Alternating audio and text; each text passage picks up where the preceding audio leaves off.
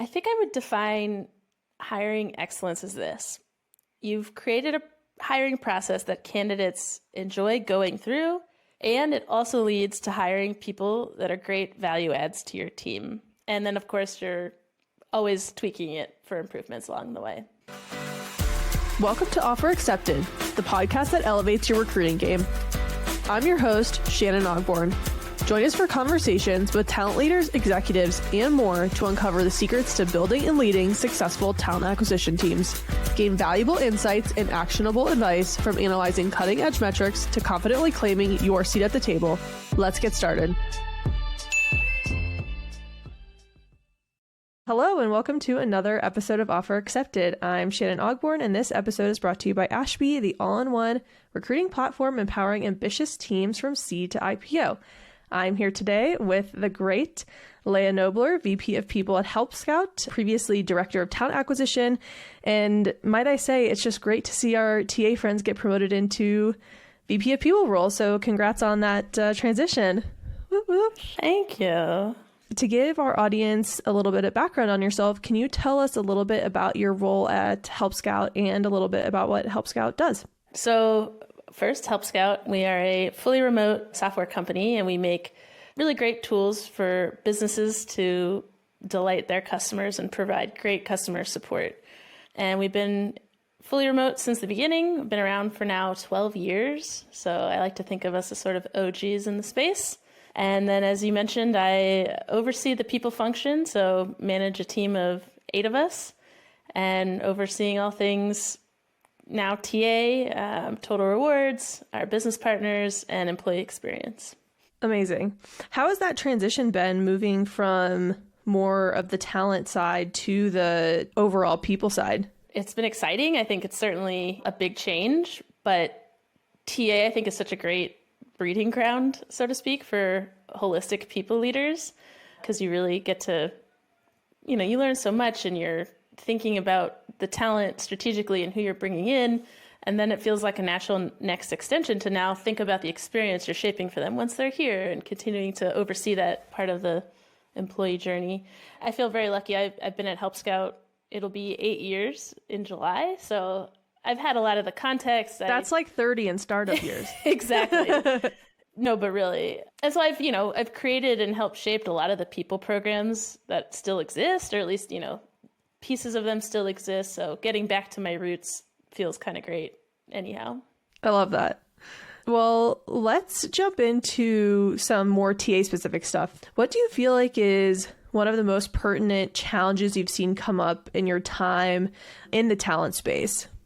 Where to begin? I mean, we've been, I want to give every recruiter a hug, because I feel like we've been all through just such a roller coaster ride in the past 2-ish years of feeling like we were on fire, untouchable, in high demand, to now the complete opposite pendulum swing.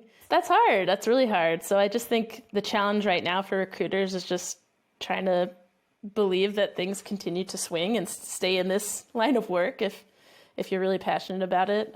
I don't think all of these hiring freezes will last forever, but yeah, I think it's certainly a challenging time to be a recruiter and to find work and add value if your, company is not doing a lot of hiring. Totally. And I find myself pretty continuously, I feel like on LinkedIn, I'm like that. I'm that person that's like, a little bit of empathy for recruiting teams, please. A little bit of empathy for recruiting teams, please.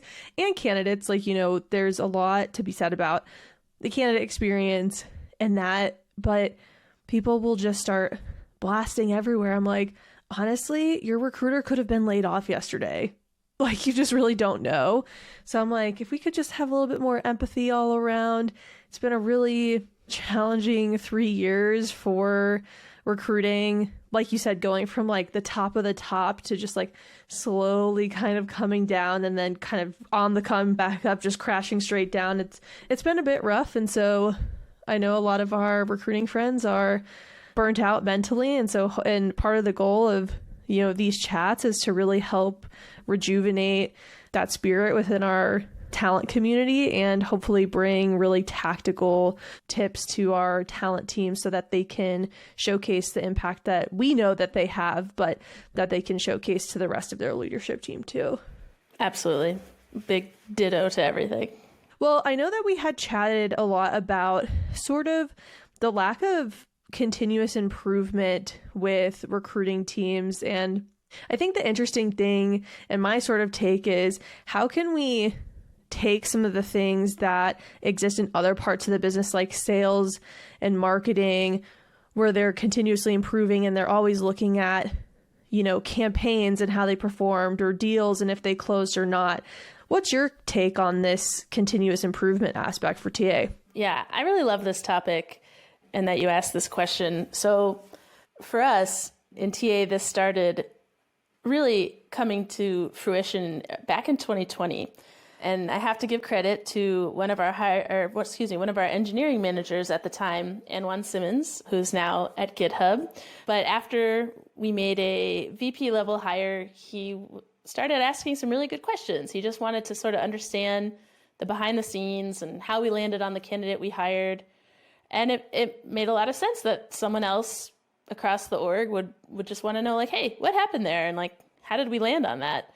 And so from there, it evolved, and I had several conversations with our CEO, Nick Francis, who's always excited to find new ways to lean into transparency. And we decided it'd be a really interesting practice, just share more information internally after a hire is made, and just, really get into how the sausage was made on each hire and share some of the nuts and bolts. And thus, our hiring summary was born at Help Scout. That's awesome. And I really appreciate the shout outs because, as an organization, hiring can't be done siloed and it can't be done alone. So it's awesome that the team has so much collaboration with other parts of the business. Now, tactically, how did you go about implementing this? Was it kind of a slow roll? Was there a trial period? Was there really any internal hesitations with sort of publishing this information to the whole company? Yeah, great questions. So we just wanted to get going. We just wanted to start. And so based on some of the questions Anwan had asked, and then a few more, we decided as a team, we put together basically a template for our hiring summaries so that they'd be really easy to recreate and consistent going forward. And at the time, the next hire that we made, we tried it out. And so it became the responsibility of the recruiter, then in collaboration with their hiring manager, to get this hiring summary filled out. And it was, it includes some of the essential questions that you have to think of before you even hire. So it includes, why did we hire this role to begin with? Why were we hiring? Who was involved in the process? What was that process? And then ultimately there's a section of why did we decide to hire the person we hired? And then there's also, some of the gets into the weeds on some recruiting metrics for the folks that really are interested in seeing the meat. But overall, it's just this great sort of window into who was involved, how did it happen, what did it look like, and ultimately, why did this team make this decision? And they very quickly got such a positive reaction, and there was no hesitation, I think largely because we like transparency so much as a remote team. So this just felt like a really natural extension out of things we were already doing as a company and in our culture. So it became very, cool very quickly. People were like, oh, I can't wait to see the hiring summary for that. That's so awesome. I was going to ask, because you had mentioned at the beginning that Help Scout has always been fully remote for 12 years, which is, as we all know, very impressively innovative at the time. Do you feel like it's a necessity for especially remote teams to do this, or would you say it's a necessity for all teams? I think so much of what works for a remote company will work for any company. That's the baseline. If you're building for a remote company, it should work anywhere, in person, hybrid. So yeah, I would say any team that's doing hiring could benefit from this practice. Hard stop. Have you seen any changes come within the organization or within the hiring process? Were there any specific examples that really exposed a learning that led to a change in process or a systematic change? Yes, there's so many things. So first, I think it was just so helpful for the entire company to see how much effort and work goes into hiring when you're sharing the numbers of applicants and how many candidates you sourced and how long it took, it just really paints the picture for the company to be like, oh, right, recruiters do a lot of stuff and are really helping and making this process happen. And so it just, painted that picture, and I think helped people understand, oh, we're hiring the right people. This is great. And we're being really intentional. And so it really built trust, which I think is just a hugely important thing, again, in all companies, but especially remote teams. So it helped build trust. And then soon after we started doing this, I forget who attributed this one, but someone came up with like, you know what, there should be a section at the bottom for learnings. And we loved that. We were like, yes, that's the absolute, that makes sense to close out this whole thing. Like, what did we learn? What will we keep in mind for next time? What will we do differently? And that, again, became like the fan favorite section, I'd say, because, when do you get to see kind of inside the mind of your recruiter and your hiring manager to see like what they thought of the process? That never really gets shared with the entire company, right? And there's a lot of learnings there. And that became such a point to then improve the process next time, or, things to just tweak in the future, or feedback we received from a candidate along the way. Just an awesome section. And then I think for specific examples of what changed as well, the process of doing this really made us look at our data more frequently.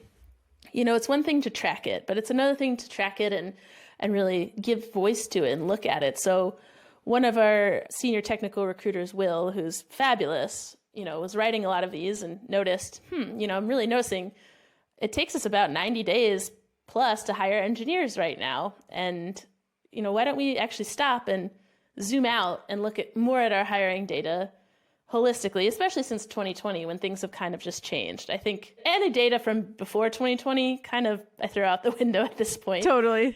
Yeah. So he really spearheaded this project to just kind of pause and look at our hiring data that we had been tracking, but just to really spend time doing some analysis on it. And from there, he really looked at engineering to kind of try to solve this problem and make things more efficient and look at pipeline data. And that's where he really identified that candidates were spending a lot of time on our take-home project part. Okay. And which we knew, right? We knew this would take longer. They have to work on it at home. We give about a week or so. So that's obviously going to add time. But it was taking like a lot longer, and overall just making the process take longer. So Will dug even further with hiring managers and really helped everyone streamline this process and revamp the projects, update and clarify expectations for candidates.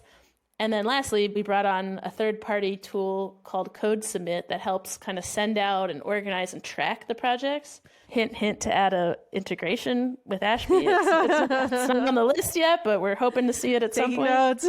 Yep, had to plug it. All to say is, all of these things absolutely helped bring down time to fill and time to hire for engineering roles. So that was, one tangible outcome from just starting to notice these things in the summaries. It led to uncovering this like whole other project over here to streamline and systematically change our process for the better. 100%. There's two things that come to mind here. One saying that I'm going to completely butcher, so apologies. That's basically like the only failures you have are ones you don't learn from. And so having this learning section, I feel like really amplifies that of saying like, hey, it's okay for us to have missteps. Every company does, every team does, but we're actually going to put them in the light so that we can become better. So I think that's great. On the data note, I know that you had mentioned that you all were now maybe using some like custom reporting or automated reporting to help create these hiring summaries faster. Can you tell us a little bit about that? Yes, I can tell you that's happening. Mary, our recruiting manager, has become our in-house Ashby wizard and has set up some dashboards that pull all the data we like to share for hiring summaries all in one place so that it makes it really easy for any recruiter to then filter by the job that just closed, and it populates all that information. So then they're off to the races to fill out the hiring summary using that. So we're very excited to have Ashby helping us do this and making it a lot smoother. Honestly, anytime you can have a tool reduce your manual workload, there's so much personable and human interaction required with TA and recruiting. And so anytime you can take that process that shouldn't require a lot of human touch, but oftentimes does, it's really and I know that recruiters won't think that this is an over-exaggeration, it's actually life-changing because you don't have to spend that time, that you could spend the time elsewhere really making a big impact with, human touch. So that is really awesome. Tell me what else you think is really going great with Help Scout right now in terms of TA and recruiting. Are you all hiring a lot right now? Or are you kind of pausing and adjusting process? What is that looking like for you all right now? Yeah, I think like a lot of companies, we are being extremely intentional with hiring right now and only have a handful of open roles at the moment, which is different for us, right? Like everyone in 21 and 22, we were hiring like gangbusters. But I think what it has allowed for that our very small but mighty TA team has been extremely excited about is a chance to spread their wings into other areas of our people team. We have one recruiter who's working on trying to sort of build out what our playbook should look like for employee resource groups at Help Scout, because we don't have like a firm finalized, strategy on how to launch those and to actually maybe pay the people who lead them. So he's gone down this whole path trying to map that out, which has been really great. And then we have another recruiter who loves AI, and he's putting together all these interesting ways to use AI on the people team and recruiting, and is sharing his learnings there. And so,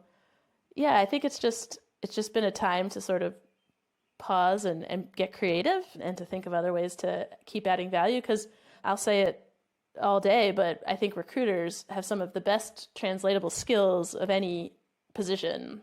And so, the same companies who were desperate to hire recruiters and then laid them off as soon as things, shifted in the economy, I think, you just lost out on a lot of folks that probably could have been, reallocated to other things, especially because hiring is going to eventually come back. So it's just, to me, that's silly and short-sighted. 100%. And you really don't want to get me started on that conversation.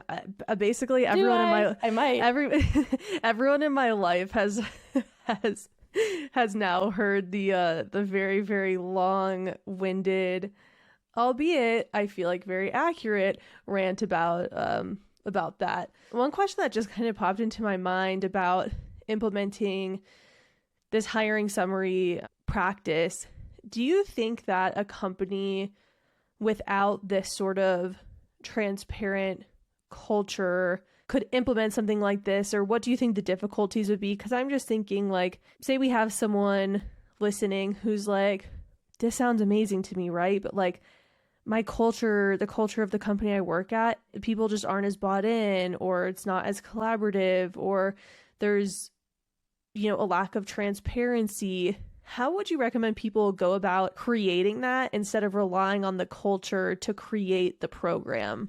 You start small, right? So maybe it's not as detailed in answering all the things that I mentioned, but after a hire is made, you could certainly share some of the data. I think that's a normal practice. I'm sure even less transparent companies, I'm sure teams are having retros, especially on, engineering product side. And you can always say, in the spirit of this team that's doing this, I thought it would be cool if we did something like that. And so you're at least setting the stage that this practice happens somewhere. I'm just building on it. You're not creating something new. But then again, also with hiring, you're sharing information that's not necessarily hidden, right? Everyone who's at the company got hired. So they went through a process. So they know something.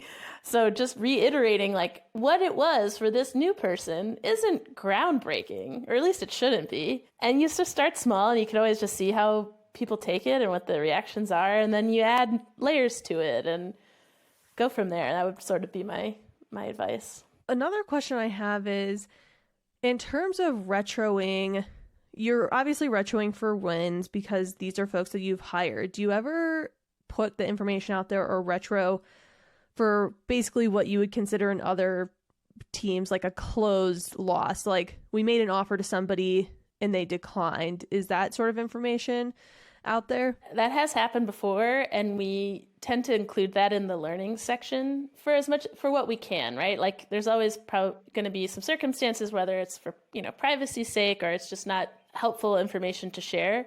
But, we have shared previously with engineering hiring when we've made offers to candidates who turned us down because we took too long. And that was part of, what led to the project of looking at our hiring processes and where candidates were getting bogged down. So yeah, I think it's helpful to share some of that too. And again, I think it goes back to building trust, right? You trust people who tell you good things and also bad things. Like if someone's only telling you all the great things that happens to them, you're a little skeptical. And so I think when you also share like, yeah, we fucked that up, or, that didn't go well, or we took too long here and we lost out on a great candidate. Like, I think that's also important, and it shows you've learned from it and you're not going to do it again. And I think, yeah, I love that kind of thing too. Agreed. Retroing for loss, I feel like, is almost more important because the learnings are exponentially higher. And what I love about candidates is just their brutal honesty sometimes. When I had previously been at Google and I was hiring for women in tech, we would sometimes have people just say straight up, there's not enough women on this team and I just simply cannot accept an offer on that team. And I'm like, thank you for telling me that, because I can, even though the onus isn't on you to do so, what it does is it helps us bring all of that information back to the accountable party for the team and say, hey, just wanted to let you know, like, this is the information we were given and this is something you should consider. And here's obviously some ways that we can help you get to a better spot here. I love when candidates give their honest feedback because it's a critical part to growing. Yeah. If you're not soliciting feedback from candidates, I think that's the first thing you should start doing tomorrow. Right. Before hiring summaries is, candidate experience surveys.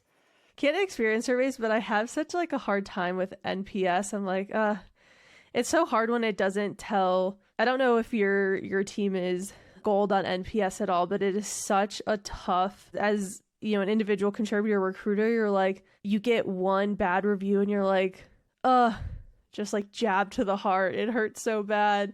And it can really impact your score pretty significantly if it's like one really bad one. But there's certainly value, especially in the qualitative feedback, which is what I always like really liked to zoom in on, of like, what could I have done better? How can I relay this message to the other folks that maybe like were interviewers or hiring managers and things like that. But yes, data collection is definitely the first step to success there. Awesome. Well, in the spirit of what we're trying to help folks with who are listening around hiring excellence and really helping people amplify their hiring excellence, which through tactics like you all are using with the hiring summary, companies are getting closer to, I would love to hear, what does hiring excellence mean to you? Yeah, I think I would define hiring excellence as this. You've created a hiring process that candidates enjoy going through, and it also leads to hiring people that are great value adds to your team. And then, of course, you're always tweaking it for improvements along the way. I love that all. Succinct, to the point, period, end of story. But what I love about what you just said is that you're talking about add, not fit. In my opinion, it's really important that you're finding people who add to your organization, not fit into your organization. So I think that can be a really critical piece for companies to ingest and conceptualize, what can this person add? Yep. Thank you for noticing that. It's the small things, It's a big question, and it's hard, I think, to get it all into one, nice package because there's so many pieces to it. But I just really don't think it's like, yes, you want candidates to enjoy your process, to find it valuable, respectful of their time. But you also really want to make great hires. Like if you are making great hires, but the process sucks, that's terrible. And if, everyone loves going through your process, but you're not bringing on talent that makes sense or isn't benefiting your teams in the ways that you set out to, that's also a problem. So it's really a both and, as I like to say. Absolutely. Okay, moving on to my last and favorite question. What is your recruiting hot take? Like I said, we range from mild to sizzling. So pick your poison there and tell us what your recruiting hot take is. Wow, that could be probably another episode. I'm trying to decide on the spice meter where to go. Well, I mean, it's probably not that hot. I think most people are really bad at hiring. I just think it's really hard, and most people who think they're really great at it probably are the worst.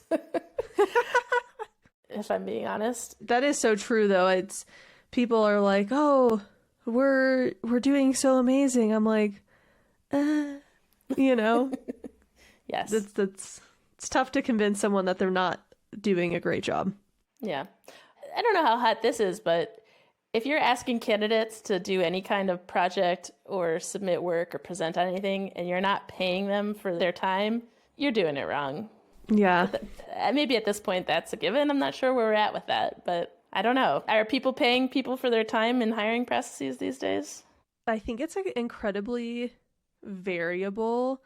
Even, if it's an hour of time and you really consolidate down like a take home where it's like, this should take you 45 minutes to an hour. That's one thing. If you're asking someone to present a full like 30, 60, 90 with a strategic plan, not to mention that sometimes you don't get the job and then your ideas end up being used, and then you see your ideas just like floating on the interwebs at the company you didn't get the job at, and you're kind of like, well, now what the hell? I spent all this time and effort and I get nothing from it, and you gained so much. It should feel very... And there's a lot of people who are like, I would do it for free because I enjoy it. I enjoy doing these take-home assessments. I feel like it's the best demonstration of my capacity in the role and things like that. But yeah, like you said, it's not equitable to make people do work for free. I also have this very take on internships and unpaid internships. It's like, yes, it's a very similar topic. Like, you shouldn't say you're in college and you're at a university, you have to do an internship. You pay for the internship. You pay for the credits to do the What? No. I'm paying you to work. No. That's nonsense. Yeah. There are a lot of broken things out there, turns out.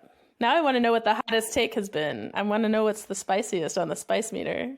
I'll just have to listen, right? Okay. You'll just have to listen to find out. The funny thing, though, I think we have a lot of takes on remote work. Ooh. Some people feel very strongly about it. I mean, I work from home. I love it. I think it's great. And some companies are very in-office culture. And that's what they're sticking to. And so those are the sorts of takes that I find, honestly, the most entertaining, because it's like, there's such difference of thought on that topic specifically. I'm sure you've seen every day it seems like there's a new CEO being like, actually, I think remote work doesn't work. It's like, according to who? With what data? What is your rationale for this? Or you just kind of spitball and which is what it feels like. And so, yeah, there's some pretty firm hot takes on that, which I love that it's a point of conversation, and I love that people think differently about it. Yeah. Yeah. As with all things, we're all rich. We're all rich tapestries. Exactly. Okay, so I think we're coming up on our time here. Where should people go to learn more about you and more about Help Scout? Probably LinkedIn, because as any former recruiter knows, LinkedIn is our Facebook/Twitter all in one. Yeah, so happy to throw me a follow or reach out. And yeah, check out helpscout.com. We write a lot about our hiring practices and our company culture on our blog. Awesome. Well, Leah, thank you so much for joining us on Offer Accepted. I really appreciate you spending this time with us today. Hopefully everyone is able to take what they learned today and bring it to their teams. Thank you everyone for listening, and we'll see you next time. This episode was brought to you by Ashby. What an ATS should be.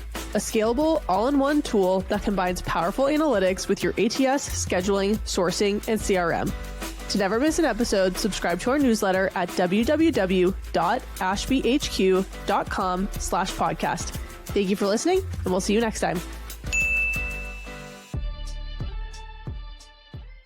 We decided as a team, we put together basically a template for our hiring summaries so that they'd be really easy to recreate and consistent going forward. And at the time, the next hire that we made, we tried it out. And so it became the responsibility of the recruiter, then in collaboration with their hiring manager, to get this hiring summary filled out. And it was it includes some of the essential questions that you have to think of before you even hire. So it includes, why did we hire this role to begin with? Like, why were we hiring? Who was involved in the process? What was that process?